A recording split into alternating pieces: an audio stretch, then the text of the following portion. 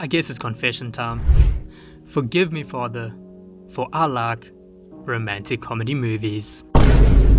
Oh my god, bro. Oh, hell no. But in all seriousness, I do tend to enjoy the odd rom-com once in a while. I feel like it perfectly balances my horror half. Also, side note, there will never be a better rom-com than The Proposal.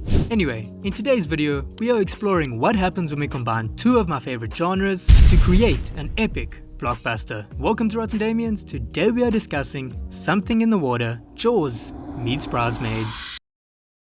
The movie begins when we are introduced to two of our protagonists, Meg and Kayla. They are in town together on their way home and dating. They walk past a couple of bigots, so Kayla the hot pot responds with a mighty middle finger. One of the bigots then grabs Meg, throwing her down the staircase and beating her to a pulp whilst they pin Kayla to a wall. We then skip forward a year to one of Meg's friends Lizzie's wedding. Meg waits for her bag and we see that she's suffering from trauma after her assault. Also, she and Kayla broke up after the event because Meg blames her for the attack. Okay, so this is my first issue with the movie. I have no idea why most modern day shark horror movies do this thing where alongside the danger of the shark, the protagonist usually has demons that they need to face. And by surviving the shark, they emerge as reborn and having dealt with their trauma. This movie is no different, except that it is poorly executed. After Act 1 of the movie, we don't hear about Meg's trauma again. If the opening scene had never happened, the movie's plot would not have been impacted at all. Anyway, Lizzie sends Kayla the ex to pick up Meg, and it's kind of awkward. You already said that. After that, we meet the rest of the bridal party and witness some girl bonding. Which brings me to another problem with the movie. I think that the actresses' execution of their lines is a little poor. It doesn't feel organic. It feels like somebody reading their lines from a script. Like, look at this scene for an example. Having an annoying little sister does have one benefit. Let's fast and furious the shit out of this place! I wasn't transported into the movie. It felt like I was watching something rather than living it. Not to bash the actresses or writers, they still act and write way better than me. I'm just sharing my unbiased opinion. The girls go to a remote island to do some scuba diving at a reef. Cam enters the water and we see that all the coral is dead and that there are no fish around except for this giant fucker. Oh my god, bro. Oh, hell no. This is one positive of the movie because it explains why the shark would hunt and eat the girls. There is no other food. Later, Ruth and Cam are splashing about in the water, like literally knee deep, when Ruth suddenly feels weird and is surrounded by bloody water.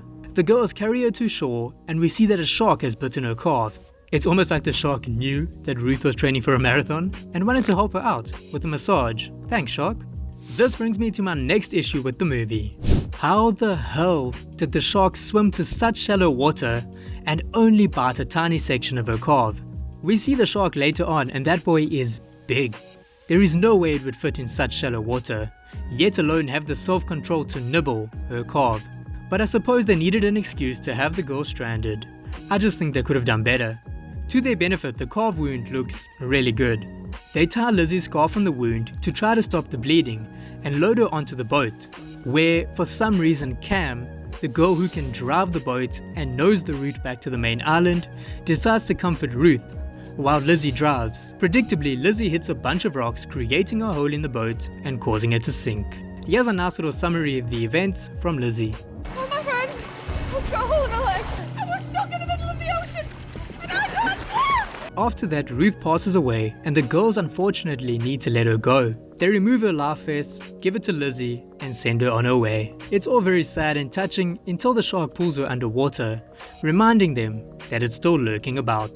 Kayla then decides that she's going to swim back to shore and get help, which honestly is probably the best idea. I'm not sure what else they would do. Once Kayla leaves, Cam drops the bombshell that Kayla was going to propose to Meg on the night of the attack. So anxiety-ridden Meg decides that she's going to swim after Kayla, despite her head start of a couple hours. Cam swims after Meg, trying to stop her, when suddenly the shark appears. Lizzie starts splashing about, attracting the shark towards her, but as the shark turns around, it nicks Cam, causing her to bleed, which in turn attracts the shark back to her.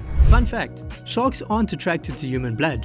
They can smell the difference between our blood and fish blood, and they don't associate our smell with food. But I suppose with there being no fish around and all, it makes sense that the shark would want some human sushi. Cam grabs her knife and swims away so that she can confront the shark away from Meg. But of course we can't have the movie end so early. So the shark knocks into her, causing her to drop the knife.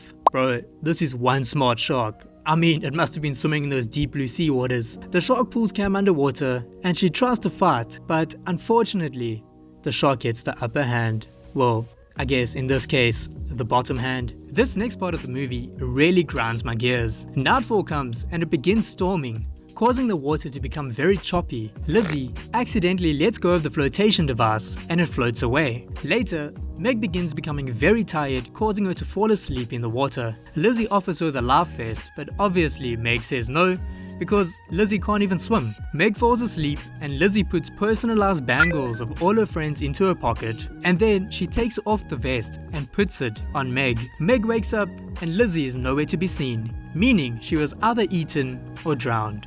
Now answer me this, why the hell couldn't Meg just hang on to Lizzie? Lizzie did not need to drown, nor does it make sense that she would sacrifice herself for Meg. There is literally no explanation for her actions, it's just poor writing. Anyway, Meg begins swimming to shore when the shark cuts her off. She manages to punch it in the face as it lunges towards her, but she also cuts her hand. In an attempt to not attract the shark, she keeps her hand above the water while she decides on her next move. Now that the tide has gone down, she spots a small rock island sticking out of the water, so she smears her blood on the vest and throws it towards the shark. The shark chases the vest while she makes a break for the rock. Also, there is no way a shark is that fast. I mean, sure, they're quick, but fast enough to eat the safety vest, turn around and still almost bite her? Surely not, but maybe somebody can correct me if I'm wrong. After a while, the tide begins rising, meaning Meg is screwed. Thankfully, as if all hope was lost, Kayla arrives with the Coast Guard to save the day. She managed to successfully swim to shore and find help. And Meg dives into the water and begins swimming towards the boat, while the sharks hunt her down. She grabs Kayla's hand and manages to pull herself onto the boat without being bitten. She then finds the bangles that Lizzie put in her pocket, and it's all very sad and somewhat wholesome. In the end, Meg managed to face her trauma, which we had completely forgotten about, and Kayla managed to save Meg rather than leaving her stranded like she did that night in town. All in all, the movie is pretty bad. It's got bad acting, bad writing, plot holes, and bad CGI. It does, however, have some stunning visuals and funny moments. Just checking, I've still got both my legs. For these reasons, I'll give the movie 4 rotten Damians out of 10. Unfortunately, the movie is a pretty standard quality for the shark horror movie subgenre. If you enjoy shark horror movies, click on the playlist to the left. It has all the shark horror videos I've ever made. Thank you for watching, and I'll see you next week.